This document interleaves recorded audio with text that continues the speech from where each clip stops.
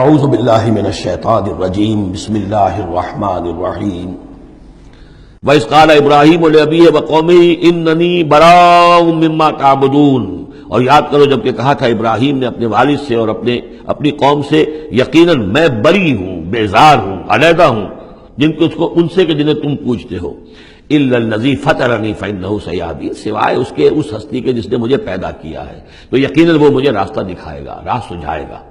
وَجَعَلَهَا كَلِمَةً بَاقِيَةً فِي عَقِبِهِ، اور اس نے یہی بات باقی رکھی اپنی اولاد میں، اپنے پیچھے۔ یہ ہم سورہ بقرہ میں پڑھ چکے ہیں۔ وَوَصَّىٰ بِهَا إِبْرَاهِيمُ بَنِيهِ وَيَعْقُوبُ يَا بَنِيَّ إِنَّ اللَّهَ اصْطَفَىٰ لَكُمُ الدِّينَ فَلَا تَمُوتُنَّ إِلَّا وَأَنتُم مُّسْلِمُونَ لَعَلَّهُمْ يَرْجِعُونَ، تاکہ وہ اللہ کی جناب ہی میں رجوع کیے رہیں۔